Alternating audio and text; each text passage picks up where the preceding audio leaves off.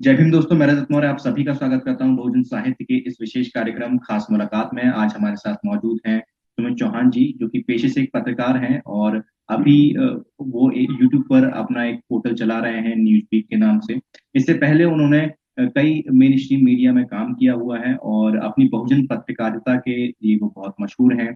YouTube पर उनका उनकी पहचान एक और वजह से है, उनकी पहचान है उनकी वीडियो की क्वालिटी। आज हम उनसे बहुजन पत्रकारिता के ऊपर बात करेंगे। इसके अलावा सामाजिक मुद्दों पर भी उनकी राय जानने की कोशिश करेंगे और इन डेप्थ हम समझने की कोशिश करेंगे कि हम किस तरीके से बतौर बहुजन समाज हम किस तरह से अपने आप को अपलिफ्ट कर सकते हैं। बहुत बहुत शुक्रिया रजत। बहुत बहुत आभार आपका और आपके दर्शकों को सभी को जय भीम। और आप बहुत बढ़िया काम कर रहे हैं। बहुजन साहित्य को मैं अक्सर देखता हूँ भागदौड़ में। कई बार हम किताबें नहीं पढ़ पाते हैं, बहुत काम होता है, लेकिन कभी आपकी वीडियो देख लेते हैं तो बड़ा ज्ञानवर्धन होता है। आप बहुत अच्छा काम कर रहे हैं। बहुत आभार कि आपने मुझे अपने कार्यक्रम में जगह दी। Thank you very much. मैं सर आपसे पहला सवाल मैं आपकी निजी जिंदगी का पूछना चाहूंगा। इतने लंबे अरसे तक आपने मेन स्ट्रीम मीडिया में काम किया है, जिसमें कि कई सारे संस्थानों में आपने काम किया। वहाँ का जो माहौल रहा और उससे आप एक कहें कि एक तरह से परेशान होकर आपने वो सारी चीज छोड़ दी, या फिर आप खुद का कुछ नया खड़ा करना चाहते थे इसलिए आपने वो पूरा स्पेस छोड़ दिया, क्विट कर दिया वहाँ।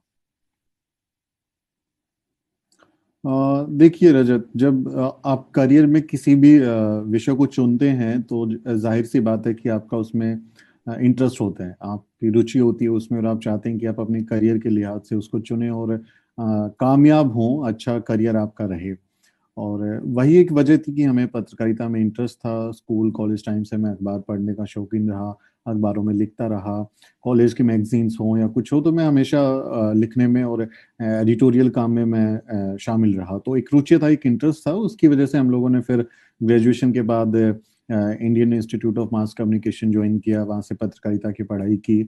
और फिर वहीं से मुझे कैंपस प्लेसमेंट हुआ, एबीपी न्यूज़ में मेरा सिलेक्शन हुआ। तो मेरे लिए एक वो बड़ी बात थी कि मैं किसी बड़े संस्थान में, एबीपी न्यूज़ जैसा जो राष्ट्रीय चैनल है वहाँ पर मैं काम करूँ। मुझे बहुत अच्छा लगा था उस समय पे कि मेरी ना जॉब लगी है और वहाँ जाके तो बहुत कुछ काम करने को मिलेगा, सीखने को मिलेगा। जैसे आपको बाहर से मीडिया की दुनिया दिखती है, जो ग्लैमर दिखता है, जो प्रभावशाली लोग दिखते हैं और जो भागदौड़ दिखती है कि अरे ये तो बहुत कुछ क्रांति टाइप का कर रहे हैं अंदर, पता नहीं किस तरह के शानदार लोग होंगे, वो नजरिया था उस समय पे हमारा जब हम लोगों ने एंट्री की थी। लेकिन जब शामिल हुए तो समझ में आ गया, बहुत जल्दी समझ आ गया, ज्यादा वक्त नहीं लगा, कुछ महीनों में ही हम उस चीज को समझ गए कि ये जो है it's a business of news, ये खबरों का कारोबार है। और हम्म। कारोबार का एक ही फॉर्मूला होता है और वो होता है मुनाफा।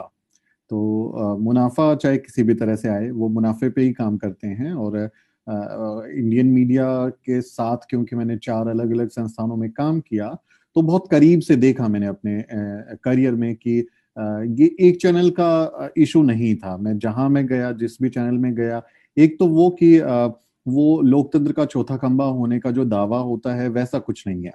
आप हम्म। दिलीप मंडल साहब की किताब पढ़ेंगे, चौथा खंबा प्राइवेट लिमिटेड और मीडिया का अंडरवर्ल्ड, तो आप समझ जाएंगे। हम तो अंदर रह के समझ में आ गए हैं कि हम्म। किस तरह से वो काम करते हैं। तो वो कोई चौथा खंबा नहीं है, वो एक बिजनेस का मॉडल है उनका। और उसमें भी वो जाति का ध्यान रखते हैं, धर्म का ध्यान रखते हैं, एजेंडे का, राजनीतिक एजेंडे का ख्याल रखते हैं, उसी के आधार पर वो काम करते हैं। तो जब हमने वो देखा, अनुभव किया, जातिवाद के शिकार हुए और वहां रह के उन स्थितियों को देखा, समझा, तो मोह भंग हो गया। लेकिन ये होता है कि आपको सांसारिक जिंदगी में जीते हुए अपनी जिम्मेदारी पूरी करने के लिए आपको महीने का एक एक बजट चाहिए, कुछ पैसे चाहिए। तो वो नौकरी हम लोग कर रहे थे, लेकिन कहीं ना कहीं वो अंदर से वो आती रहती थी आवाज कि ये ज्यादा दिन नहीं चल पाएगा, ज्यादा समय नहीं झेल पाएंगे, और अपना जो है वो कुछ शुरू करे। तो इसी वजह से हमने द शूद्र यूट्यूब चैनल जब शुरू किया था, तो हम्म। आप लोगों को याद होगा, अगर आप हमारे दर्शक रहे होंगे उस समय, कि साल भर तक उस पे तो चेहरा आता नहीं था, लोगों को मालूम नहीं था कि ये कौन चला रहा है।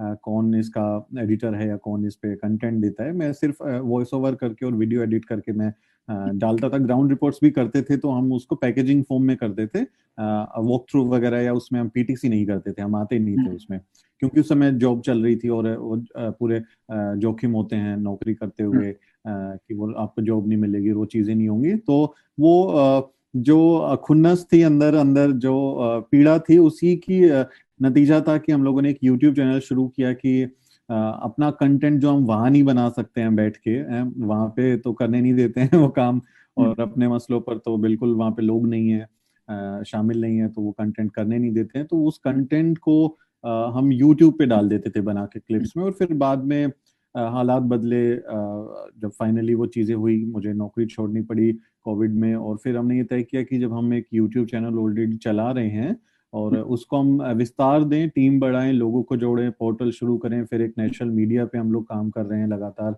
तो उस जो भारतीय मीडिया, जातिवादी मीडिया में जो हमने अनुभव किया, उसी की एक समझ लीजिए कि प्रतिक्रिया के तौर पे हम लोगों ने अपना ये वैकल्पिक मीडिया शुरू किया। अच्छा, मतलब इसमें आपकी दोनों ही वजह थी कि आपको खुद का भी कुछ करना था और साथ में आप जो मेन स्ट्रीम मीडिया है वहाँ का जो बर्ताव है, वहाँ का जो चाल चलन, जिस तरीके से वो काम करते हैं, उन सबसे आप हताश हो चुके थे। जो आप उम्मीद लेके गए थे, ये जो आपके पहले से जानकारी थी, वो उस उम्मीद पे वो खरी नहीं उतरी हुई पूरी की पूरी इंडस्ट्री। है ना? That's true. देखिए, इसमें मतलब सोचते हैं हम लोग दलित हैं तो फिर दलित ही वजह होंगी, जातिवाद का शिकार हुए होंगे, इसीलिए बाहर निकल गए, लोग ऐसा सोचते हैं सामान्य तौर पे।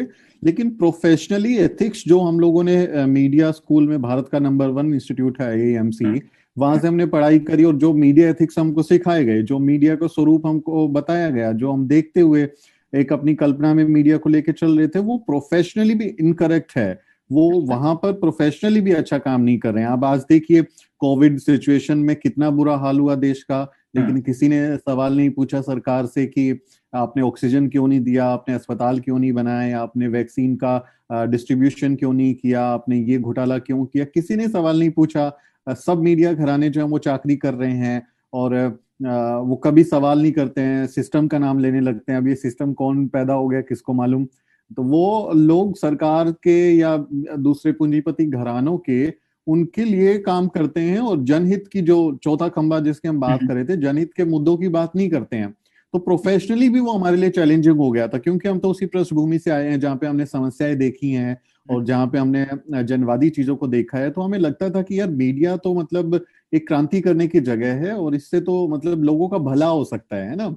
आपने नायक फिल्म में अनिल कपूर को देखा होगा, किस तरह से वो एक मीडिया पर्सन होते हुए और एक चीफ मिनिस्टर को नंगा कर देते हैं स्टेज पे। तो वो छवि जब आप लेके जाएं मीडिया में कि अरे तो आपको बहुत अच्छा काम करने को मिलेगा, जनवादी काम करने को मिलेगा, लोगों का भला होगा, और वहां जाके आपको पता चले कि भला वाला कुछ नहीं हो रहा, वो तो एजेंडा चला रहे हैं। तो वो प्रोफेशनली भी वो सही नहीं था। तो एक तो हमारे अंदर पीड़ा उस बात को लेके भी थी कि 2014 के बाद से वो मोदी मोदी मोदी मोदी, और वो फिर वही पूरा चलता रहा तमाशा। वो कहीं पे भाषण दे रहा है तो उसकी भाषण पे बबल लगा दीजिए, उसका ट्रांसलेशन कर दीजिए, उसको पैकेज बना दीजिए, दिन भर वही मोदी मोदी मोदी, पाकिस्तान, चाइना, हिंदू मुसलमान, वो सब तमाशा करने की वजह से भी पीड़ा थी। और जो व्यक्तिगत जातिवादी अनुभव हुए, कास्ट बेस्ड डिस्क्रिमिनेशन झेला, वो भी था। तो ये इसके कई सारे कारण थे, व्यक्तिगत भी था, प्रोफेशनली भी था। एक किसी भी एक चीज या किसी भी घटना के पीछे मल्टीपल रीजंस होते हैं, जैसा कि आपने बताया। ठीक। मेरा अगला प्रश्न आपसे है कि आज की डेट में हम देख रहे हैं कि जिस तरह से सोशल मीडिया एक पैरेलल मीडिया के तौर पर खड़ा हुआ है, और जो बहुजन तबका जो है वो सोशल मीडिया को ही अपना मीडिया कहता है। कई सारे लोग भी हैं वो यही कहते हैं कि जो सोशल मीडिया है वही हमारा बहुजन मीडिया भी है। इस बात से आप कितना इत्तेफाक रखते हैं, और इसमें कितनी सच्चाई है? क्योंकि जैसा हम देख पा रहे हैं कि जो सोशल मीडिया है उसको भी टेक ओवर किया जा रहा है, काफी हद तक किया जा चुका है, और धीरे धीरे वो हो जाएगा आने वाले समय। देखिए, जब मास कम्युनिकेशन के छात्र के तौर पर भी अगर मैं इस सवाल का जवाब देने की कोशिश करूं, तो जब डिजिटल मीडिया का शुरुआत हुई और इंटरनेट ने रफ्तार पकड़ी, तो उस समय लोग कह रहे थे, बहुत सारे जो मास कम्युनिकेशन के शिक्षक थे वो लोग ये भविष्यवाणी करते थे कि आने वाले दिनों में टीवी या अखबार खत्म हो जाएंगे, अभी डिजिटल मीडिया चलेगा सारा का सारा, और ये खत्म हो जाएंगे। लेकिन हमने देखा कि डिजिटल मीडिया में भी उन्हीं मीडिया घरानों ने पकड़ बनाई जिनके पहले से अखबार या फिर टीवी चैनल चल रहे थे। तो आज तक का चैनल चल रहा था, तो उन्होंने जो है उसके डिजिटल वेबसाइट लॉन्च कर दी, और फिर आज आप देख रहे होंगे तमाम तरीके के ऐप उनके अलग अलग नाम से चलते हैं। और उन्होंने यूट्यूब पे, डिजिटल पे, फेसबुक पे, ट्विटर पे अपने पैरेलल इंस्टीट्यूशंस खड़े कर दिए। तो क्योंकि उनके पास पूंजी थी, लोग थे, संसाधन थे, संस्थान थे, कंटेंट था, तो उन्होंने इस मीडिया को पूरा का पूरा ऑक्यूपाई कर लिया। इस बीच में इंटरेस्टिंग बात ये हुई कि जो बहुजन तबका था, जब उसके हाथ में अखबार ये मोबाइल फोन आया, जब पहली बार उसने अकाउंट बनाया फेसबुक पे, ट्विटर पे या यूट्यूब पे, तो उसने इसका इस्तेमाल किया अपनी आवाज उठाने के लिए, अपनी बात बताने के लिए, अपने मुद्दों से जुड़ी हुई चीजों के बारे में बाकी लोगों को बताने के लिए। तो शुरुआती दौर में जब हम लोगों ने फेसबुक शुरू किया, तो हमें लगता था कि ये तो मतलब कुछ अलग सी चीज है, क्या फोटो डालते रहेंगे, एक दूसरे के बारे में चैट करेंगे, बातें करेंगे। बट धीरे धीरे हमने लोगों को देखा वहां, जैसे प्रोफेसर दिलीप मंडल साहब को मैं बिल्कुल इस मामले में उनको सम्मान देता हूँ कि हमने उनकी राइटिंग्स को देखा, पढ़ा, लिखा, और हमें लगा कि अरे कोई जाति के बारे में भी बात कर रहा है फेसबुक पे। मतलब ये that was really strange for us, because earlier it was just a medium of sharing photos, celebrating birthdays and passing some SMS type of jokes over there, but हमने देखा कि अरे यहाँ पे जाति की बात हो रही है, रिजर्वेशन की बात हो रही है, डिस्क्रिमिनेशन की बात हो रही है। तो धीरे धीरे धीरे धीरे हम लोगों में भी परिवर्तन आया, हमने सीखना उसको शुरू किया, और फिर अब आज हम देखते हैं कि एक पूरी पीढ़ी जो है वो सोशल मीडिया पे आ गई है, और वहां पर ये कंटेंट को शेयर करते हैं। ट्विटर पे देखिए आप, ट्रेंड कराते हैं, नेशनल इन्फ्लुएंसर लोग हैं, ट्रेंड हो जाते हैं हमारे मुद्दे, लेकिन वो पहले नहीं था। तो इसमें सोशल मीडिया को दरअसल इस तरीके से भी समझने की जरूरत है कि सोशल मीडिया का जो स्थापना हुई है वो आपके जर्नलिज्म के लिए नहीं हुई है। उन्होंने आपको, बहुजन कम्युनिटी को, आपके ट्रेंड्स को कराने भी सोशल मीडिया टीम है, चाहे फेसबुक हो, यूट्यूब हो, या फिर ट्विटर हो, अभी तमाम और दूसरे भी प्लेटफॉर्म्स आ गए हैं, वो मुनाफा के लिए काम करते हैं। They are basically they are working for the capital growth and profit. तो उसका एजेंडा आपका पत्रकारिता करने का नहीं है कि वो आपके फायदे के लिए, पत्रकारिता के लिए उन्होंने ये मीडियम शुरू किए थे। हमने दरअसल उसका इस्तेमाल कर लिया। उन्होंने ये सोचा नहीं था कि इसका इस्तेमाल भी ऐसे हो सकता है, या उस समय के भारत सरकार या फिर जो आज मनुवादी लोग पोस्ट पे बैठे हुए हैं और डिजिटली जो नीतियां बनाते हैं या जो तमाम तरीके की चीजें करते हैं, उन्होंने ये सोचा नहीं था कि किसी दिन रजत और सुमित बैठ के इस तरह से ये बहुजन मसलों पे बात कर रहे होंगे। उन्होंने ऐसा नहीं सोचा था। तो हमने दरअसल उसका इस्तेमाल कर लिया, और उस इस्तेमाल का अपनी कम्युनिटी के लिए, उसकी बातें बताने के लिए हम लोग इस्तेमाल कर रहे हैं। लेकिन यहाँ पर संकट ये है कि जिस सोशल मीडिया को हम बहुजन मीडिया कहते हैं, वो एक कॉर्पोरेट कंपनी है, उसके अपने हित होते हैं, उसके अपने इंटरेस्ट हैं, उसके अपने एजेंडे होते हैं, और फिर वहां पर जो लोग बैठे हुए हैं वो किसके साथ मिलकर क्या काम करते हैं, ये भी सोचने वाली बात है। अब फेसबुक का उदाहरण देखेंगे कि फेसबुक ने अभी दुनिया भर में जो है डेटा की चोरी की, कितने लोगों के डेटा चुराया, और फिर जो ब्रिटेन की जो कंपनी है उसके साथ वो डेटा बेच दिया, और फिर उसके बाद कितना बवाल हुआ। वो पॉलिटिशियंस को उन्होंने रुझान देने के लिए डेटा बेचा। एनालिटिक्स कैम्ब्रिज वाला जो मसला पूरा आप देखेंगे, उसमें उन्होंने पूरा का पूरा डेटा बेच दिया। वही यूट्यूब भी कर रहा है, वही ट्विटर भी कर रहा है। अभी आप फेसबुक सोचिए कि आप, फेसबुक के पास ये ताकत है कि वो आपका ओपिनियन चेंज कर सकता है। आपकी फीड में, आपकी न्यूज फीड में वो रोज आपको दिखाएगा, मोदी जी आज गुजरात चले गए, आज उन्होंने शेर को देखा, आज उन्होंने खिचड़ी खाई, आज उन्होंने शिलान्यास कर दिया, आज उन्होंने ये कर दिया। वो दिन भर आपको ये सजेशन में देता रहेगा आपकी न्यूज फीड में। आप आज नहीं, 1 साल बाद, 6 महीने बाद तो प्रभावित हो सकते हैं, चुनाव के समय तो बिल्कुल प्रभावित हो सकते हैं। तो वो इस तरह से यूज भी करते हैं। फेसबुक ने अभी इलेक्शन कमीशन के साथ में जो है उन्होंने टाई अप किया कि हम जो न्यू वोटर्स हैं उनको प्रमोट करेंगे कि वो वोटिंग के लिए आए और अपने वोटिंग कार्ड बनवाएं। तो वो फेसबुक के साथ इलेक्शन कमीशन डेटा साझा कर रहा है। तो वो जो फर्स्ट टाइम वोटर्स हैं, वो उनके इंटरेस्ट से जुड़ा हुआ मसला क्यों नहीं उनको परोसेगा, करेगा। ट्विटर पे आप देखें, साल भर पहले तक हमारा कोई आदमी ब्लू टिक होल्डर नहीं था। दिलीप मंडल साहब हो, वामन मेश्राम साहब हो, नितिन मेश्राम साहब को तो अभी भी नहीं मिला। मेरा अकाउंट वेरीफाइड नहीं था, चंद्रशेखर का अकाउंट वेरीफाइड नहीं था। कितने हमारे लोग थे जिनका किसी को ब्लू टिक दिया नहीं था उसने, और जो जिनका दूसरा सरनेम था उनको दे रखा था। आज भी नहीं करता है वो हमारे लोगों के साथ में।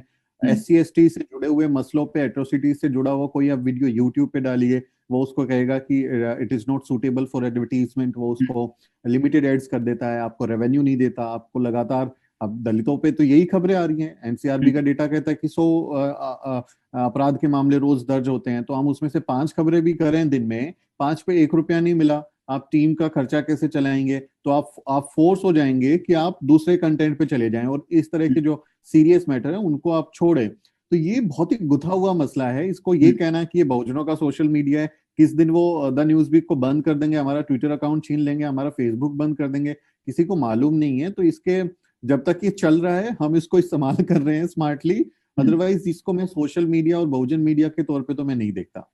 एग्जैक्टली मेरा भी यही समझ है, क्योंकि ये कुछ भी हमारे हाथ में नहीं है, इसकी पावर हमारे हाथ में नहीं है, इसका कंट्रोल हमारे हाथ में। कल के दिन बिल्कुल। और इंडिया में जितने आप देखेंगे, इनके हेड देखिए, इंडिया हेड देखिए, वो कौन है? सारे के सारे ब्राह्मण बनिया सवर्ण समाज के लोग हैं, जो ये कहते हैं कि बीजेपी के नेता के अकाउंट पे कोई कार्रवाई नहीं होगी, लेकिन प्रोफेसर दिलीप मंडल साहब का अकाउंट बंद कर देंगे। तो वहां पे बैठे हुए लोगों का चरित्र भी हमको समझने की जरूरत है। वही चीज अभी मेरे साथ भी एक इंसिडेंट हुआ था। इंस्टाग्राम पर किसी ने मेरा नंबर लीक कर दिया था और बोले थे इसको गाली दो, ये झूठा है वगैरह वगैरह। तो बहुत सारे लोगों ने जाके उसको रिपोर्ट किया, लेकिन इंस्टाग्राम ने वो पोस्ट हटाया है। तो यहाँ से ये सिर्फ मेरा एक पर्सनल एक्सपीरियंस में शेयर कर, इस तरह के बहुत सारे एक्सपीरियंसेस हैं। मेरा अगला सवाल आपसे ये है कि आज का जो यूथ है, आप देखेंगे बहुजन, स्पेशली बहुजन जो तबका है, उसमें से कोई भी जब यूट्यूब की तरफ अगर रुख करता है या फिर as a creator, as a content creator वो कुछ स्टार्ट करता है, तो वहां देखते हैं उसकी पहली चॉइस होती है न्यूज।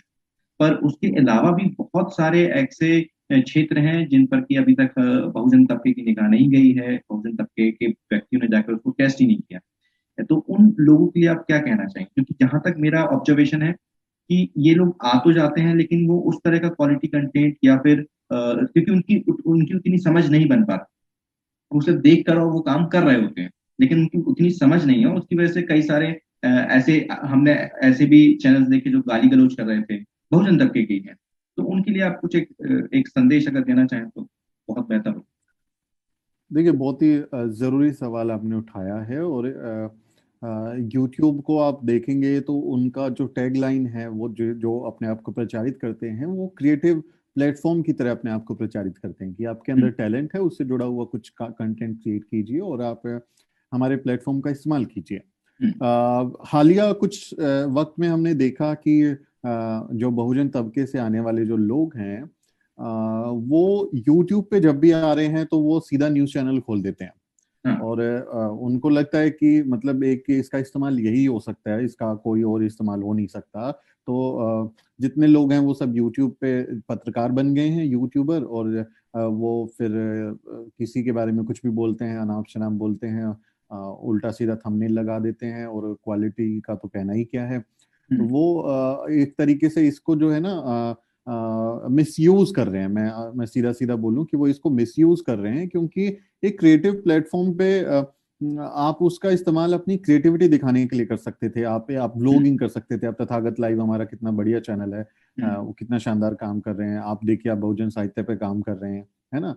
तो और भी बहुत सारी चीजें हो सकती थी। आप बहुजन आर्ट्स पे काम कर सकते थे, आप स्केच आर्टिस्ट हैं उस पे कुछ काम कर सकते थे, आप म्यूजिक पे कुछ काम कर सकते थे। बट वो सबको खबर देखते थे। असल में दरअसल ये हुआ क्या है ना, कि टीवी मीडिया ने दिमाग में इतना गोबर भर दिया है और उसकी छवि ऐसी हो गई है ना कि मीडिया माने बहुत कुछ, बहुत बड़ी कोई चीज होगी। तो हर कोई मतलब पत्रकार बनना चाहता है। उनको लगता है कि मैं भी पत्रकार बन जाऊं, माइक लेके चलूं और 10 लोग मुझे सलाम ठोके और मैं किसी भी दफ्तर में बेधड़क घुस जाऊं। ये शायद एक उनकी मंशा हो। और दूसरा उसके पीछे है पैसा कमाना, क्योंकि वो जिस तरह की हेडलाइन और कंटेंट लगाते हैं, वो हिट्स के लिए, क्लिक बेट्स के लिए उनका ज्यादातर काम होता है। तो वो पैसा कमाना है। वो मैं बस उन लोगों को ये सलाह दूंगा कि आप ये काम करते रहिए, हमें कोई दिक्कत नहीं है। आप हमारे सामने का नहीं उठा रहे हैं, आप अपना काम कर रहे हैं, आपको जो करना है कीजिए, लेकिन कम से कम बहुजन विचारधारा का सहारा मत लीजिए। आप बहुजन आइकन्स का, उनका नाम का, उनका इस्तेमाल मत कीजिए। क्योंकि जब आप बाबा साहब डॉक्टर अंबेडकर, माता रमाबाई, पेरियार साहब, राष्ट्र पिता ज्योतिबा फुले, माता सावित्रीबाई फुले, फूलन देवी, मान्यवर कांशीराम साहब, पेरियार साहब, ललई सिंह यादव, ये इन लोगों का जब आप नाम लेते, हम इतना सम्मान इन लोगों के प्रति दिखाते हैं और फैक्चुअली इतना ध्यान रखते हैं कि कहीं कोई गलती ना हो, क्योंकि हम इतनी बड़ी शख्सियत के बारे में बात कर रहे हैं। उनकी लिखी हुई बातों का रेफरेंस दें, कौन सी किताब में किस नंबर पेज पे ये क्या बात बोली है, क्या इसका रेफरेंस है, क्या संदर्भ है, क्या कंटेक्स्ट है इसका, कहाँ कौन से भाषण में, कब कॉन्स्टिट्यूशन असेंबली में क्या बोला था, हंटर कमीशन के सामने किसने, ज्योतिबा फुले साहब ने क्या बोला था। तो ये हम इतना ख्याल रखते हैं, इतना ध्यान रखना होता है हमें अपने मसलों का, कि उसमें हम गलती कर नहीं सकते, क्योंकि हमारे ऊपर बहुत बड़ी जिम्मेदारी है। आप जिन लोगों का नाम लेके चल रहे हैं उनका सम्मान बरकरार रखना और उसको स्थापित करना वो हमारी जिम्मेदारी है। अदरवाइज बोलेंगे देखो ये तो और आरक्षण से पढ़े लिखे लोग हैं, इनको तो कुछ आता जाता है नहीं, और ये तो बेवकूफ लोग हैं, वो तो कहते ही हैं कि आप में मेरिट नहीं है। और जब आप हमारे लोगों का नाम लेके इस तरह का फूहड़ कंटेंट देंगे तो आप हमारे लोगों का नुकसान कर रहे हैं।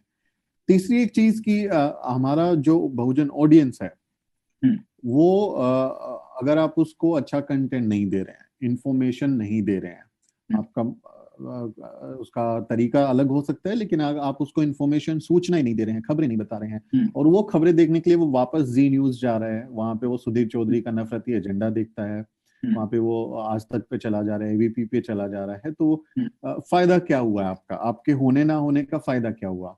आप अपने ऑडियंस को, अपने बहुजन ऑडियंस को आपने उस मनुवादी मीडिया के चाल चरित्र चेहरे से वाकिफ करा के उससे आपको मोड़ना है ना, कि वो उनके नफरत के एजेंडे में ना फंसे, अपने हक अधिकार पे हमला ना करने दे उनकी वजह से। तो आपने तो उसका आदमी का 10 मिनट लिया, हमारे आदमी का 10 मिनट समय लिया, उसने डेटा खर्च किया, डेटा तो रिचार्ज कराना पड़ता है आपको, तब वो जाता है, आपने उसका पैसा भी खर्च करा दिया, समय भी खर्च करा दिया, और बढ़ बढ़ करके बकवास करके कि संविधान खत्म हो गया, मनुस्मृति लागू हो गई, और मोदी को नंगा कर दिया, उसके कपड़े फाड़ दिए, उसका ये कर दिया। अरे आप क्या तमाशा दिखा रहे हैं हमारे लोगों को? हमारा आदमी अपना समय आपको पैसा दे रहा है, उसको कुछ अच्छी जानकारी दीजिए। नई जनरेशन हमारी आ रही है, उसको अच्छा रास्ता बताइए, कौन सी स्कॉलरशिप आ गई है, कौन से कोर्सेज आ गए हैं, कहाँ पे वो अप्लाई कर सकते हैं, कौन सी नौकरियों के आवेदन आए हैं, संविधान सभा में क्या बहस हुई थी, बाबा साहब ने कौन सी किताबें लिखी हैं, उस पर तो आप बात करते नहीं है। तो ये यूट्यूबर ने एक तरीके का जो है बहुत ही गंदगी मचा रखी है, मुझे इसमें कहने में कोई दो राय नहीं है। यूट्यूब हमारे नाम पे, मुझे बस दिक्कत ये कि वो हमारे लोगों का नाम इस्तेमाल कर रहे हैं। आपका दलित होना कोई मायने नहीं रखता, आपका अम्बेडकरवादी होना मायने रखता है। आप पढ़ें लिखें, आप समझें, उस वैचारिकी में जब आप यकीन करते हैं तब आपका हमारे लिए मायने होना रखता है। दलित तो हमारे राष्ट्रपति भी हैं, ओबीसी तो स्वघोषित प्रधानमंत्री भी हैं, कैबिनेट बना के बैठे हैं, तो उनका हम क्या करेंगे? आपका होना ना होना हमारे लिए फायदेमंद नहीं है। तो जब भी आप हमारे लोगों का इस्तेमाल करें, हमारे लोगों का नाम लें, उन प्रतीकों का इस्तेमाल करें, तो सावधान रहिए कि आपके ऊपर बहुत बड़ी जिम्मेदारी है। पैसा तो आप कमा लेंगे, आप अपने हिट्स ले लेंगे, लेकिन आप बहुजन आंदोलन का कितना बड़ा नुकसान कर रहे हैं उसका आपको अंदाजा नहीं है। एग्जैक्टली इस पे मतलब ये एक मुझे पर्सनली जो मेरा ऑब्जर्वेशन है कि जो यूथ आ रहा है उनको ये आसान, काफी आसान लगता है ये खबर लो और उसके नहीं, ऊपर। खबर क्या है, आप किसने ट्वीट किया, उसने ये हाँ बोल दिया, उसने ये बोल दिया, मायावती वर्सेस चंद्रशेखर और मोदी वर्सेस योगी, ये फलाना ठिकाना कर करके वो हाँ लोग करते रहते हैं। पत्रकारिता के कुछ उसूल होते हैं, कुछ तरीके होते हैं, कुछ सीखना होता है, स्किल्स होती हैं। हाँ हमें अपने जीवन का 1 दशक लगा के भी वो चीजें अभी तक पूरी तरीके से नहीं आई है, वो हम रोज नई चीजें सीखते हैं, नई हाँ टर्मिनोलॉजी, नई भाषा, नए तरीके, किस तरह से बातें, वो अभी अब तक हम सीख रहे हैं। पत्रकारिता को इतना फालतू में भी मत लीजिए कि वो कुछ उसका कोई मायने ही नहीं है, आपको सीखना एक्चुअली पड़ेगा। हाँ हाँ, जो आप आप सीख जो बोल रहे लीजिए। हो वो बैकएंड पे काम होता है ना, सारी चीजें फ्रंट पे तो आप आ रहे हो हम्म, और आपने एक न्यूज पढ़ी और उसके ऊपर आपने बता दिया, तो ये देखने में बड़ा आसान लगता है कि ये कर लेते हैं, जबकि एक किताब को पढ़ना, फिर उसमें से रेफरेंसेस जुटाना, उसके पीछे की आइडियोलॉजी समझना, या फिर दूसरे किसी क्षेत्र में जाके, जैसे आपने बताया कि उसके अलावा भी बहुत सारे क्षेत्र हैं, जैसे कि स्कॉलरशिप कितनी आती है हमारे लोगों को नहीं पता, जैसे जेएनयू के फॉर्म्स कब निकलते हैं, डीयू के फॉर्म कब निकलते हैं, जामिया इस्लाम, ये जो सेंट्रल यूनिवर्सिटी है, इनके बारे में जानकारी देने वाला हमारे तबके का कोई भी व्यक्ति नहीं है। हमारा खान पान कैसा है, जो बहुजन तबके के जो लोग हैं उनका खान पान कैसा है, उनके बारे में कोई नहीं बताता। पूरे देश में अलग अलग अलग तरीके से हमारे खान पान रहा है, आज भी है। या फिर देखा जाए हमारा पहनावा कैसा है, या हमारे लोगों के रिचुअल्स कैसे हैं, शादी में उनके रिचुअल्स क्या हैं। तो ये सारी, इन सारी चीजों के ऊपर बात करने में एक मेहनत लगती है ना, सोचना पड़ता है। तो वो मेहनत उस लगेगी ना, पढ़ना पड़ेगा, सीखना हाँ पड़ेगा, ट्रैवल करना पड़ेगा, आपको मेहनत लगेगी, रिसोर्सेज लगेगी, टीम बनानी पड़ेगी ना। जी अभी आप किसी एक मसले पे, आप सुप्रीम कोर्ट का कोई जजमेंट आए, उस पे आप फैक्ट चेक करें, उसका एनालिसिस करें, दिन भर लगेगा, लीगल हाँ टर्मिनोलॉजी समझनी पड़ेगी, रेफरेंसेस, कानून और हाँ संविधान समझना पड़ेगा, तो वो काम तो करना नहीं है। हाँ। आप बस आके कैमरे के सामने और बोल दीजिए, बकवास कर दीजिए, हिट्स हाँ। आ जाएंगे, आप पैसा डॉलर्स में कमा लीजिए। लेकिन आप उतने ही जिम्मेदार हैं जितने कि मनुवादी जो हमारे एग्जैक्ट। लोगों को बरगला रहे हैं, जादू टोना अंधविश्वास दिखा के हमारे लोगों को बरगला रहे हैं, आप भी हमारे आदमी का उतना ही बेवकूफ बना रहे हैं। तो हाँ। वो बात समझने की जरूरत है। आप हमारे आदमी का समय और धन खराब कर रहे हैं, कुछ अच्छा इस्तेमाल कीजिए। अगर हमारा ऑडियंस कॉम्पिटेंट नहीं है तो उसको कॉम्पिटेंट बनाने की जिम्मेदारी किसकी है? ये हमारी हमारी जिम्मेदारी जिम्मेदारी। है। एग्जैक्ट। मेरा अगला प्रश्न आपसे है सर, जैसे कि अभी आप जो काम कर रहे हैं यूट्यूब पर, आप उसका एक स्टैंडर्ड, एक पैमाना आप तय कर रहे हैं, एक स्टैंडर्ड आपने फिक्स कर दिया कि ये मेरी क्वालिटी का स्टैंडर्ड है। इसको साथ आगे बढ़ाते हुए क्या आप कोई मेन स्ट्रीम मीडिया में कोई चैनल या फिर कोई अखबार या फिर कोई फुल फ्लेज वेबसाइट जैसे कि आपकी है अभी भी, इसमें और बड़ा, इसको बड़े पैमाने पर करने का कुछ प्लान है आपके? या फिर इसको और आगे कैसे बढ़ाया जा सकता है बहुजन पत्रकारिता को एक फॉर्मल वे में? इनफॉर्मल में तो बहुत सारी चीजें होंगी, एक फॉर्मल वे में एक इसको सही डायरेक्शन देते हुए कैसे आगे बढ़ाया जा सकता है?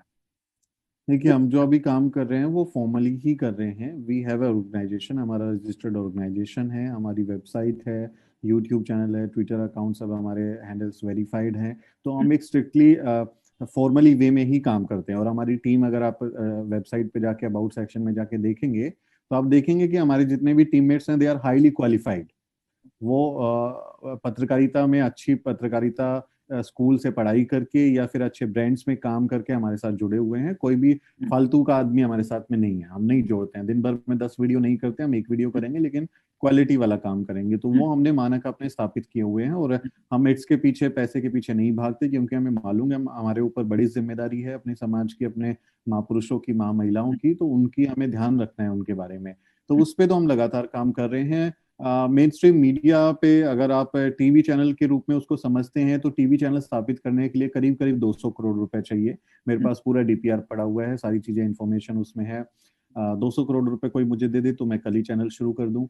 अभी कोई दे दे या इन्वेस्ट कर दे तो बड़ी बात है। जब तक वो नहीं होता तो हम अपने लिमिटेड रिसोर्सेज में जितने काम कर सकते हैं हम उसको पूरी मजबूती के साथ, पूरी ताकत के साथ करते हैं। जितने अभी छोटे लोगों की टीम है, कम लोगों की टीम है, कम रिसोर्सेज हैं, लेकिन हम उसको स्टैंडर्ड में काम करते हैं। वेबसाइट हमारी फुल टाइम काम कर रहे हैं, लोग हैं, दिन में अच्छी स्टोरी आपको देखने को मिलती होंगी। अगर आप वहाँ पढ़ते हैं तो यूट्यूब चैनल पे भी हमारे 4 से 5 वीडियो एवरेज हम लोगों ने तय किया कि दिन में डालेंगे। और अच्छा काम, कंटेंट क्वालिटी और मुद्दे भी, सिलेक्शन जो है, मुद्दों का चयन भी जो है वो प्राथमिकता जो है वो अच्छी बहुजन हितों से जुड़े हुए मसलों को ही देंगे, फालतू की चीजों को नहीं देते हम लोग। तो वो हमारी कोशिश है। धीरे धीरे अभी एक रेवेन्यू मॉडल जनरेट हो जाए, सस्टेनेबल मॉडल बन जाए यूट्यूब पे। अभी देखिए, लोग तो ये यूट्यूबर्स की वजह से हमारे चैनल को कम देखते हैं। उनको लगता है कि सिर के ऊपर से जा रही है ये जानकारी, ये जो विश्लेषण है, ये जो ज्ञान है, ये हमको समझ में नहीं आएगा। नागिनस ज्यादा अच्छा लगेगा उनको, वो ज्यादा अच्छा लगेगा, ये मोदी का ये कर दिया, वो कर दिया, और बोलेंगे कि देखो मनुस्मृति लागू हो गया। आप ये तो बताएं संविधान में लिखा क्या है? संविधान जब खत्म होने की बात करते हैं आप, तो उसको बताइए ना कौन से आर्टिकल में क्या लिखा है, मौलिक अधिकार कौन से आर्टिकल में है, उसके बाद रेमेडीज कौन से आर्टिकल में है, वो आप बताएंगे कि नहीं बताएंगे? वो तो बताते नहीं है। तो वो, इसका एक नुकसान हम भी झेल रहे हैं। ये जो यूट्यूबर की लफाज गैंग है, कि हमारे व्यूअरशिप कम होती है, कम लोग वीडियोस को देखते हैं। तो ये बहुजन ऑडियंस की भी जिम्मेदारी है कि आपको कूड़ा देखना है या फिर अच्छी क्वालिटी का कंटेंट देखना है। आपका भी जिम्मेदारी है कि आप क्या देखें। तो जैसे रेवेन्यू बढ़ता है, टीम बढ़ती है, तो हम आगे विस्तार पे काम कर ही रहे हैं। लोगों से, कुछ फॉरेन इन्वेस्टर्स के साथ भी मैं लगातार डिस्कशन में हूँ कि एक अच्छा अमाउंट इन्वेस्ट हो जाए। तो हम आगे काम कर रहे हैं। अब जल्दी हम एक मोबाइल ऐप पे भी काम कर रहे हैं, आने वाले कुछ दिनों में एक मोबाइल एप्लीकेशन भी ले आएंगे। तो हमारा YouTube channel, social media handles, website और मोबाइल ऐप तो फुल फ्लेज काम कर ही रही है, करेगी। मोबाइल बचा हुआ है, वो भी आ जाएगी। उसके बाद टीम बढ़ाने का, अगर देखिए मेरे पास अगर 50 लोग हों तो मैं यूट्यूब पे ही दिन में 50 वीडियो कर दूं अलग अलग मसलों पे। तो आपको टीवी चैनल की जरूरत क्या है? आप उसी कंटेंट को वहां कर सकते हैं, आप फेसबुक पे कर सकते हैं, आप यूट्यूब, ट्विटर पे कर सकते हैं। तो बेसिकली ये रिसोर्सेज और टीम का मसला होता है। कंटेंट तो आप आसानी से क्रिएट कर सकते हैं, आप जितने कम लोग होंगे उतना कम कंटेंट क्रिएट होगा।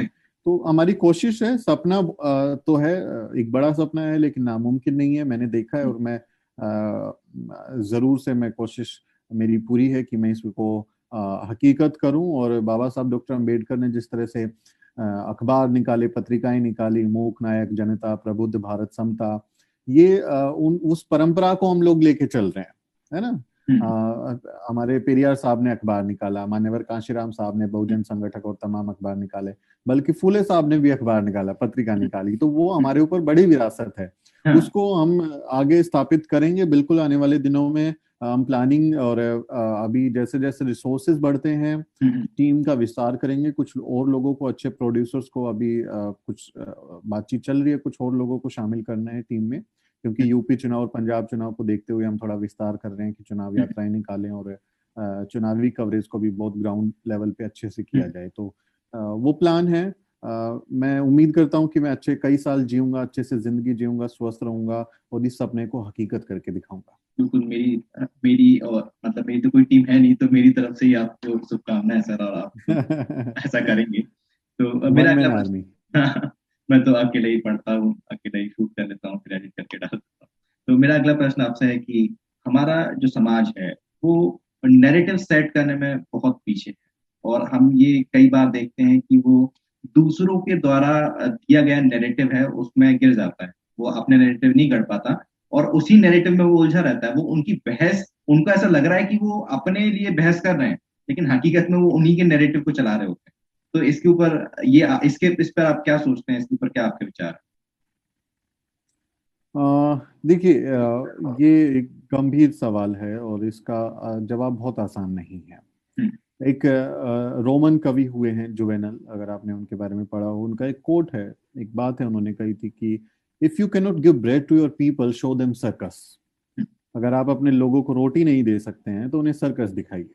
तो भूखा आदमी सर्कस देखेगा, जोकर को देखेगा उछलते हुए, गुलाटी मारते हुए और ताली बजाएगा और थोड़ी देर के लिए भूल जाएगा कि उसको भूख लगी है, फिर लाठी चार्ज कर दीजिए, भाग जाएंगे सारे के सारे लोग। तो ये जो तमाशा है वो तमाशा लगातार चलता है और उसी तमाशे का शिकार हमारे लोग होते हैं। हमारे यहाँ कंपैरेटिवली आप देखेंगे तो कम पढ़े, कम शिक्षा हासिल करने वाले लोग हैं। आप और मैं शायद पहली पीढ़ी के व्यक्ति हैं, आपका बैकग्राउंड मेरे को नहीं मालूम, जो कॉलेज गए होंगे, जिन्होंने ग्रेजुएशन या पोस्ट ग्रेजुएशन या डॉक्टरेट की डिग्री हासिल की होगी। तो हमारे एक तो शिक्षा का स्तर कम है, शिक्षा में भी अगर डिग्री से ही आके हम, तो डिग्री भी कम है, और डिग्री की जो शिक्षा होती है वो आपको बहुजन वैचारिकी से नहीं जोड़ती है, वो आपको बहुजन मसलों से नहीं जोड़ती है। वो आप सीख लीजिए, पढ़ लीजिए, पास हो जाइए नंबर लेके, लेकिन उसमें बहुजन वैचारिकी नहीं आएगी। तो जो सिलेबस है, जो चीजें, किताबें हैं वो पढ़ाई जाती हैं, उसमें कभी आपको जिक्र नहीं मिलेगा कि भारत का पहला स्कूल जो है वो राष्ट्रपिता ज्योतिबा फुले और माता सावित्रीबाई फुले ने खोला था, वो नहीं बताएंगे। तो नारीवाद का मैंने डीयू में एक साल नारीवाद का पेपर दिया और बहुत अव्वल उसमें मैंने क्वालिफाई किया उसको। मैंने कभी पूरे एक साल में नहीं पढ़ा कि बाबा साहब डॉक्टर अम्बेडकर ने महिलाओं के लिए क्या काम किया है, बल्कि आप देखें कि उनसे बड़ा चैंपियन कोई नहीं है महिला अधिकारों में हमारे देश में, लेकिन उनके बारे में नहीं बताया गया।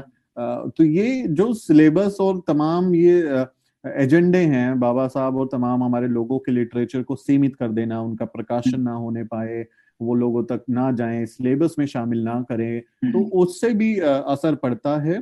तो ये इसके कारण है कि लोग कम जागरूक हैं। दूसरा, धार्मिक गुलामी बहुत, और उसके भी कारण यही है कि शिक्षा की कमी है। शिक्षा माने क्वालिटी, जो रैशनैलिटी आप में डेवलप करे, आप तार्किक बने, सिर्फ डिग्री होल्डर नहीं। पीएचडी वाले भी आजकल बाबा जी का वो झाड़ू लगवाने जाते हैं, झाड़ा लगवाने जाते हैं उससे, तो वो उससे फर्क नहीं पड़ता। आप में अगर रैशनैलिटी है, उसकी बात है। धीरे धीरे हमारे लोग निकल रहे हैं।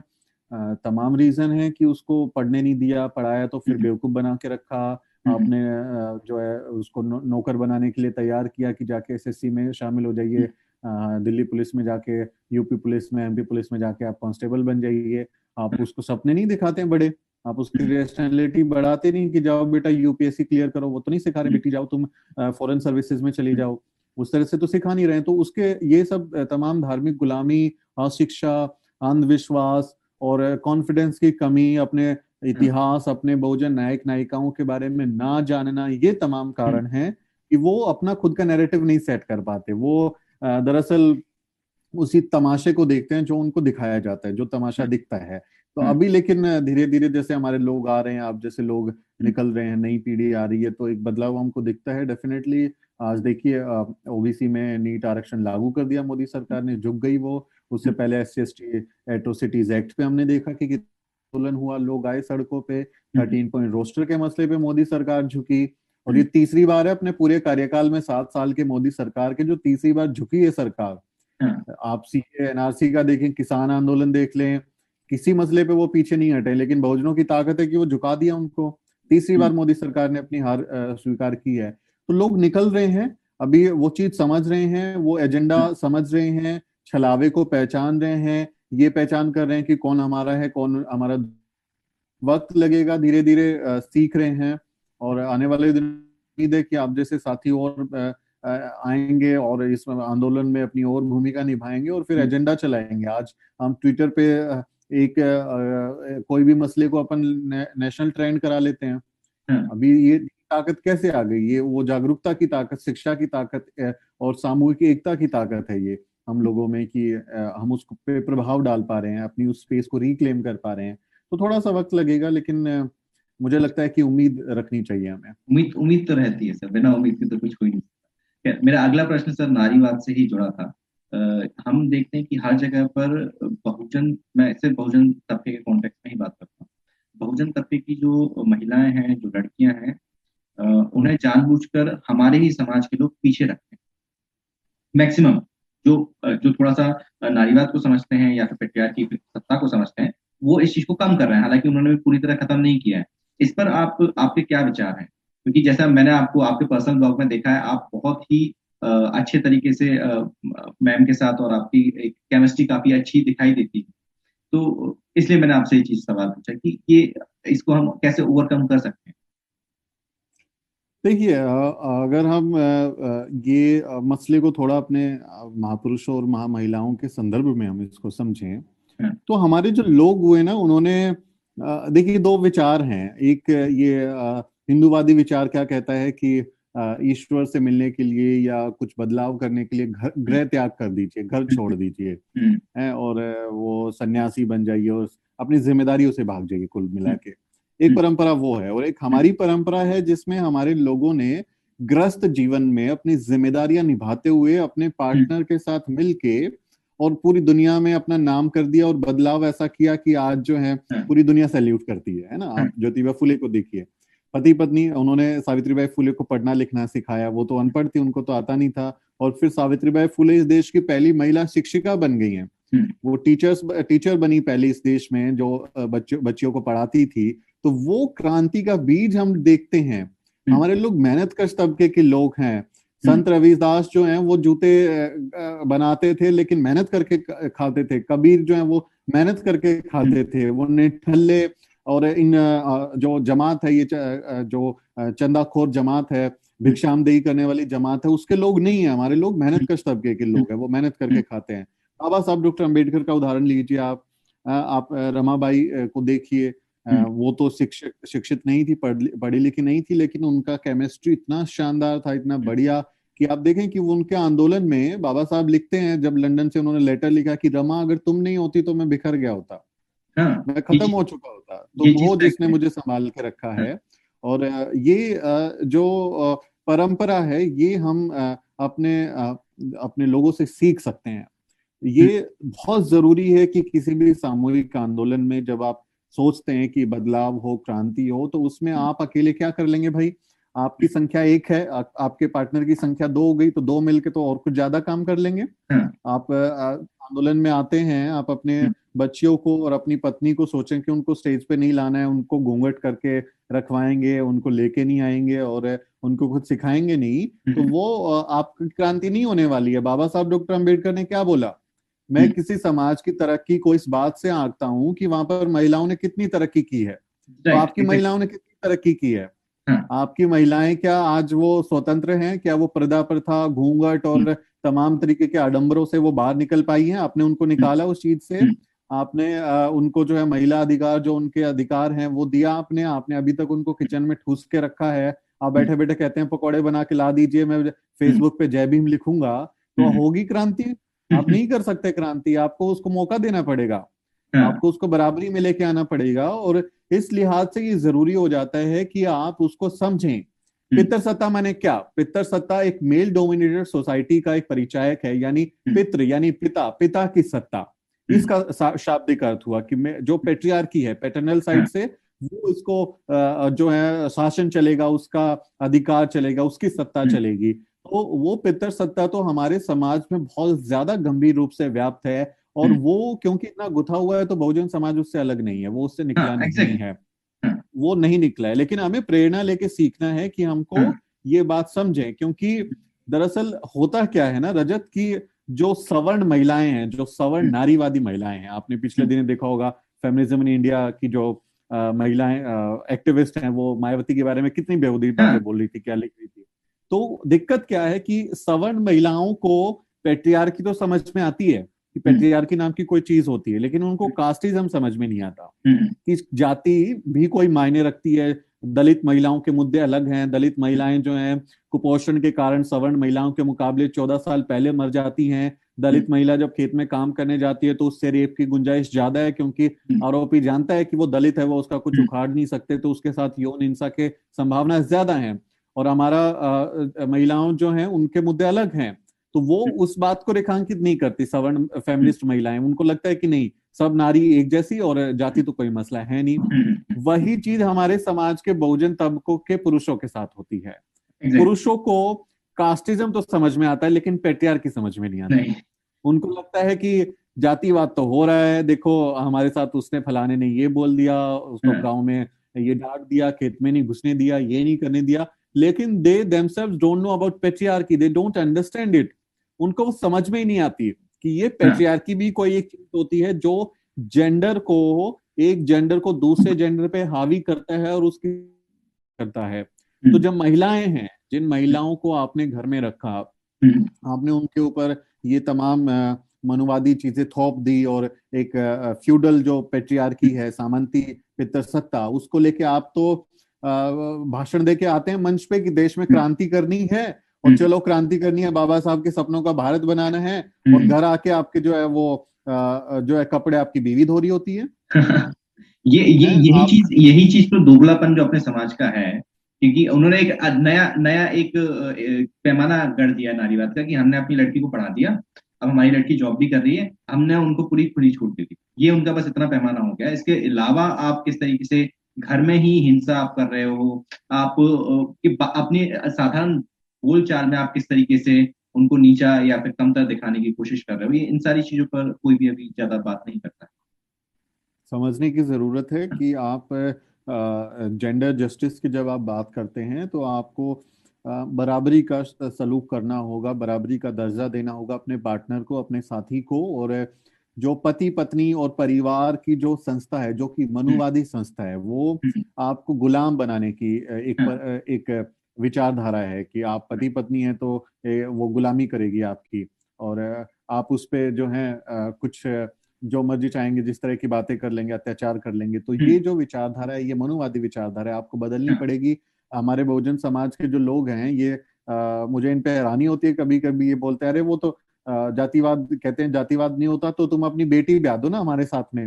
अरे मूर्खो, वो ब्राह्मण तो तुम्हारे साथ बेटी नहीं ब्याह रहा, तुम चमार हो, तुम चूड़ो के यहाँ पे अपनी बेटी ब्याह रहे हो, इसके ऊपर कुम्हारों बात के यहाँ करो पे तो ब्याह भड़क रहे जाते हैं हो, लोग, भड़क तुम जाते हैं सर। कुम्हारों के यहाँ पे, चूड़ों के यहाँ पे, भंगी धानक इनके कुर्मियों के यहाँ पे, पटेलों के यहाँ पे तुम ब्याह रहे हो अपनी बेटी को, या वो तो अपने बेटे को ब्याह रहे हो। बेटी तो छोड़ दो, वो तो फिर मर्दवादी वही आ जाता है कि इज्जत की गठरी उसकी उस पे रहती है। तुम अपने किसी की शादी, रोटी बेटी का संबंध कर रहे हो, तुम रोटी बेटे का संबंध कर रहे हो तुम अपने वहां पे, तो उनको तो कह देते हो नहीं करते नहीं करते। अरे तुम खुद भी तो देख लो अपने समाज को, और अपने समाज की महिलाओं को जब तक क्रांति के लिए तैयार नहीं करोगे, उनको ज्यादा सशक्त करने की जरूरत है, क्योंकि वो ज्यादा विक्टिम है। वो आपकी पेट्रियार्की भी विक्टिम है, उसकी भी विक्टिम है, और कास्टिज्म की भी विक्टिम है, तो उन पर तो दोहरी मार पड़ती है।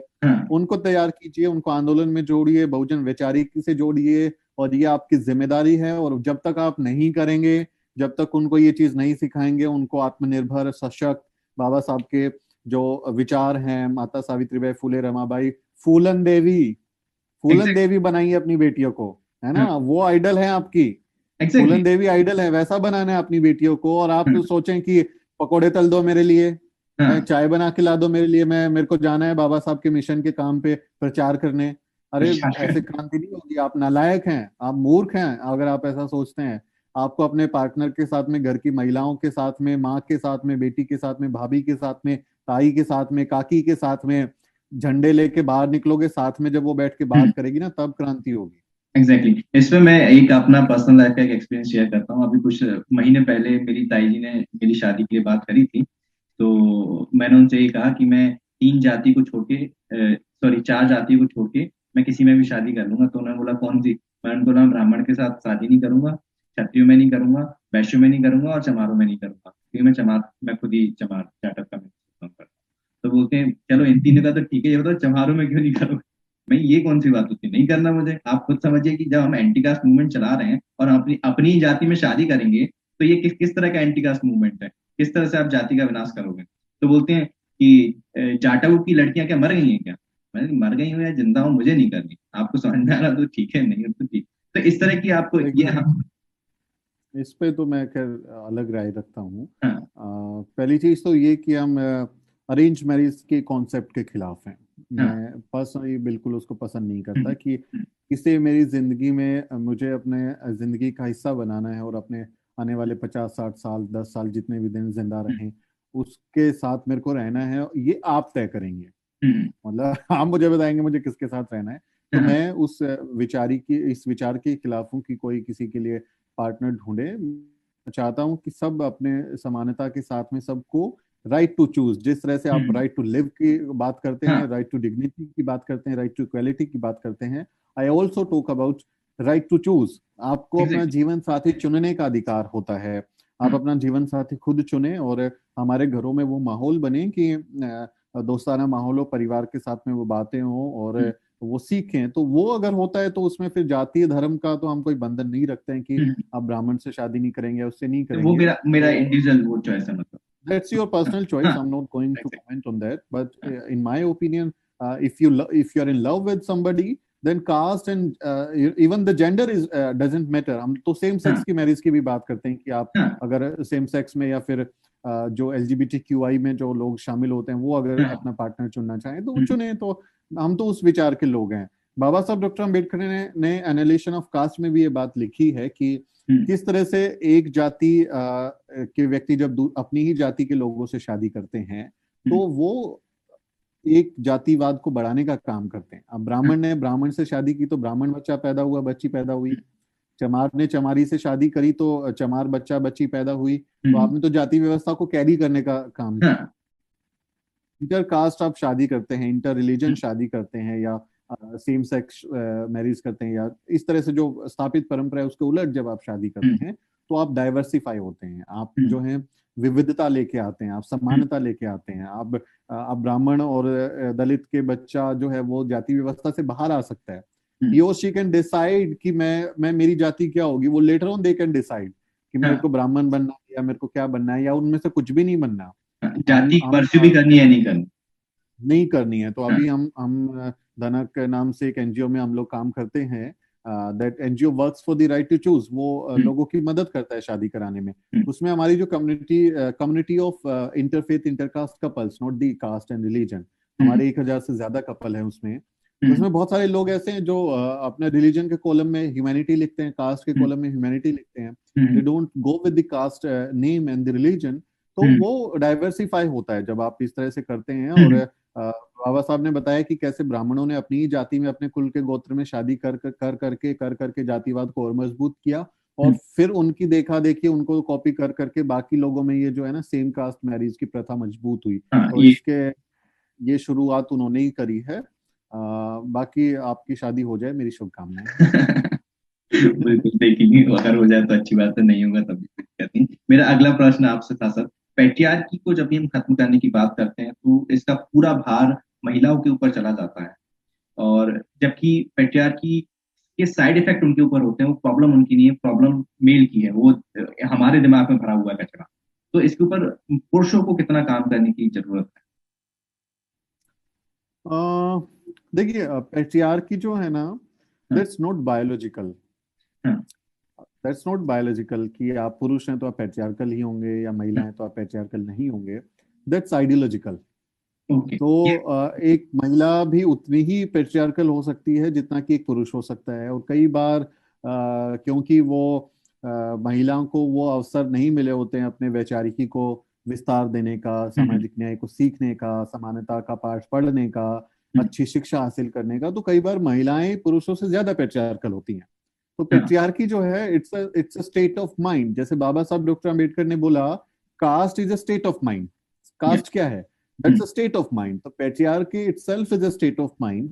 And anybody who believes in that idea that male is a superior one, है हम्म, ना, पुरुष जो हम्म, है वो बड़े होते हैं और हम्म, महान होते हैं, वो तो हम्म, राजा होते हैं, और हाँ, हाँ, महिलाएं जो हैं वो उनसे कम होती हैं। तो पेट्रियार्की उस सेंस में आती है। महिलाएं भी तो बहुत बार पेट्रियार्की के उसमें गिरफ्त में होती हैं कि हम्म, आपने देखा होगा कि बच्चियों को ये सिखाना कि तुम्हें रोटी बनानी है, कपड़े धोने, हम्म, बर्तन धोने, ये तो माएँ महिलाएं। सिखाती हैं, हाँ, इवन अगर घर दादियाँ में भी जो सिखाती हैं। घरेलू हिंसाएं हाँ, होती हैं तो उसमें वहां की उस घर की महिलाओं का ज्यादा हाथ होता है।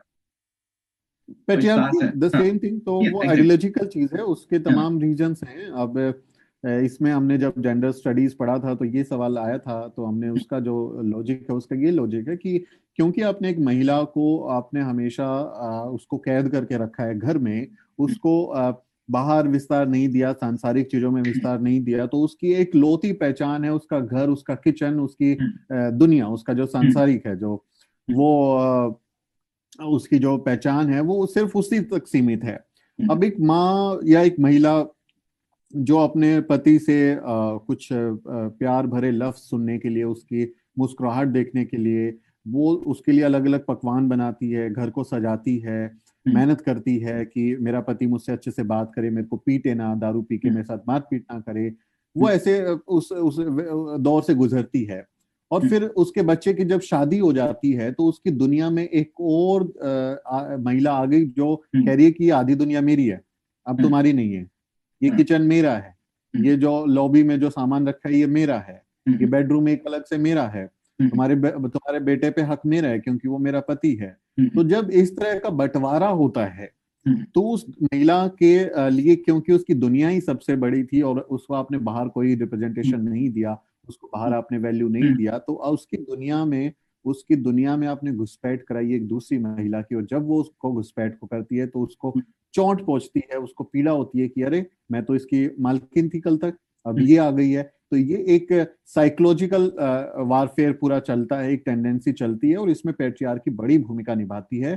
तो इसमें उसका सॉल्यूशन ये है कि आप उसको विस्तार दें, आप जेंडर जस्टिस की सिखाएं चीजें। जब आप सोचिए, आप बाहर आप जो है नौकरी करते हैं, आप अपनी टीम में सोचिए किसी कॉर्पोरेट हाउस में नौकरी कर रहे हैं, आप उसके लीडर हैं, टीम लीडर हैं, लेकिन कोई और टीम लीडर आ जाए और वो कहे कि अब ये तुम्हारे फैसलों को देखेगा, तो आपको चिढ़ नहीं होगी? आपको हाँ, चिढ़ोगी कि इसके नहीं पीछे होगी का कि जो ये कैसे होगा, मनोविज्ञान है काम तो जिस, मैं कर रहा हूँ? हाँ, तो वो मनोविज्ञान जो है, वो जो साइकोलॉजी है, जो जो पेट्रियार्की से उत्पन्न होती है, वो समझने की जरूरत है। इसमें महिलाओं को दोष देने की जरूरत नहीं है कि विक्टिम है वो, और विक्टिम को कभी भी ब्लेम नहीं किया जाता। जो शिकारी होता है उसको ब्लेम किया जाता है, शिकार को नहीं। आप ये नहीं कहेंगे हिरन वहां पानी पीने क्यों गया था, हिरन वहां पे चरने क्यों गया था, अरे भूख लगी है, प्यास लगी है, तो पानी पीने नहीं जाएगा।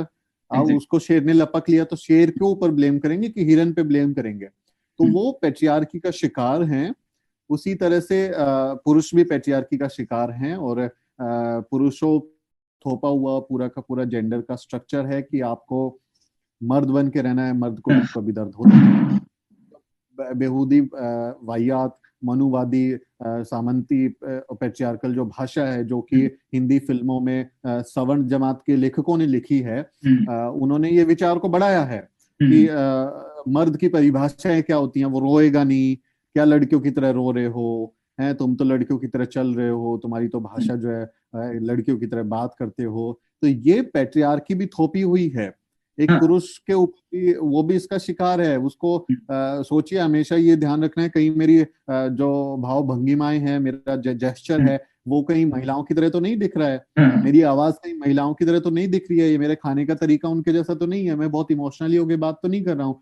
तो ये आपके ऊपर भी एक तरीके का इंजस्टिस है, और महिलाओं के ऊपर इसको थोप देना मुझे सही नहीं लगता, क्योंकि ये उसी तरह से है कि जिन्होंने जाति बनाई, जो जाति का सबसे ज्यादा फायदा उठाते हैं, जो जाति के नाम पे नौकरियां पाते हैं, इंटरव्यू प्रमोशन पाते हैं, मंत्री बन जाते हैं, चुनाव जीतते हैं, खेत अपने नाम करा लेते हैं, जिन्होंने जाति बनाई है सवर्णों ने, उनकी जिम्मेदारी है जाति को खत्म करने का।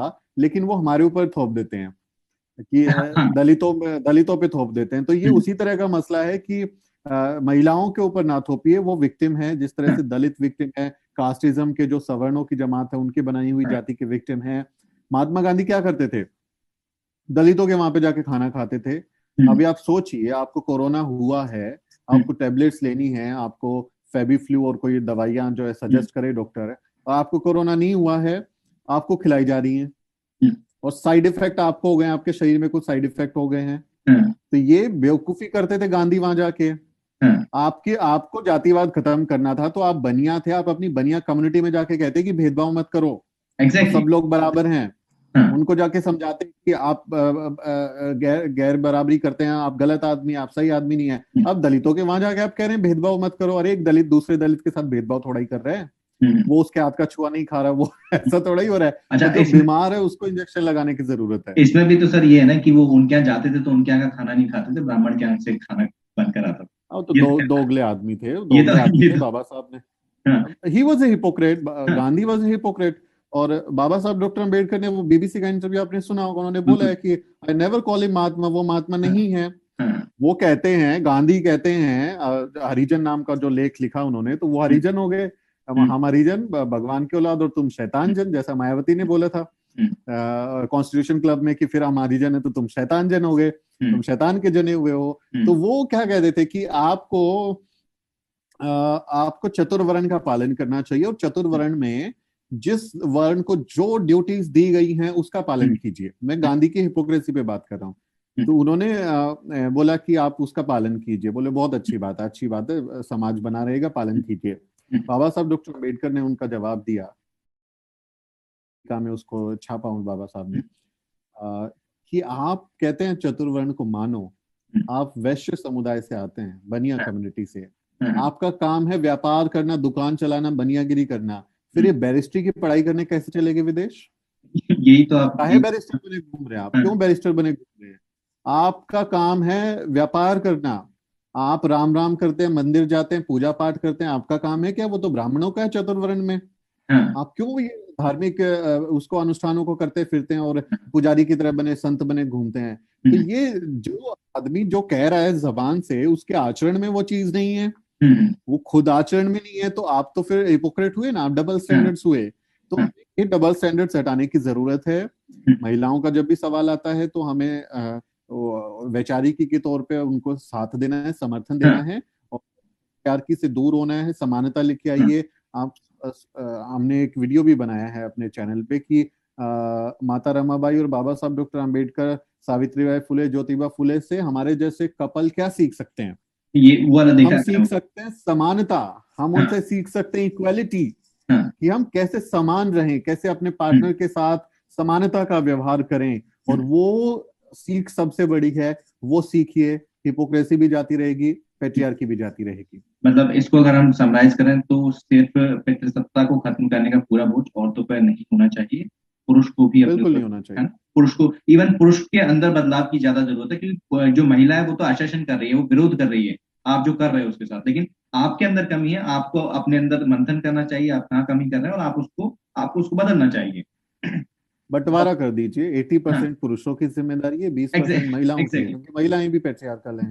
तो वो हाँ, आइडियोलॉजिकल हाँ, स्टेट ऑफ माइंड है, वो दोनों को सुधारने की जरूरत है। हाँ। बहुत बहुत शुक्रिया सुमित सर, आपने इतने डिटेल में, हमने कई सारे मुद्दों पर बात की, मुझे काफी अच्छा लगा। और आगे भी अगर किसी मुद्दे पर ऐसे चर्चा करने का मुझे मौका मिले तो मुझे बहुत अच्छा लगेगा। धन्यवाद आपका यहाँ पर बहुजन साहित्य के इस प्लेटफॉर्म पर आने के लिए। आखिर में अगर कुछ आप कहना चाहें तो प्लीज, आपको एक संदेश देना चाहें बहुजन साहित्य के बहुत जो बहुत भी। शुक्रिया रजत। मैं मैं बस अपील करना चाहूंगा दर्शकों से कि रजत इतनी मेहनत कर रहा है, उसका हौसला बढ़ाइए। अकेला बच्चा इतनी मेहनत करता है, अच्छा अच्छा कंटेंट आपके लिए लेके आता है। ऐसे लोगों की मदद कीजिए, उनका हौसला बढ़ाइए, चैनल सब्सक्राइब कीजिए, ज्वाइन बटन हो तो उस पर मोनेटाइज मदद कीजिए, मॉनेटरी हेल्प कीजिए। आप अच्छे लोगों का हौसला बढ़ाएंगे, आपका फायदा होगा। आप कूड़ा फूहड़पन देखेंगे, आपके दिमाग में कूड़ा और फूहड़पन ही जाएगा। इसलिए आपकी बतौर दर्शक जिम्मेदारी है कि अच्छे कंटेंट की पहचान करें, अच्छे चैनल की पहचान करें, उसका समर्थन करें, उसका हौसला बढ़ाएं। वरना होता क्या है कि जब हौसला टूटता है आमदनी भी नहीं हो रही है, टीम से पैसा भी जा रहा है, जेब से पैसा भी जा रहा है, दिन रात सुकून भी खत्म हो गया है, वो आदमी काम छोड़ देता है। तो ये आपके समाज का और आपका नुकसान है। आप अपने लोगों का हौसला बढ़ाइए, और ये ऐसे वीडियोस जो बन रहे हैं, रजत जैसे लोग जो अच्छा काम कर रहे हैं, इनकी तारीफ भी कीजिए, चैनल को भी प्रमोट कीजिए। तो इस वीडियो को ज्यादा शेयर करें और अच्छे व्यूज लेके आए। बहुत बहुत शुक्रिया रजत। शुक्रिया सर आपका, धन्यवाद सर, जय हिंद। जय भीम।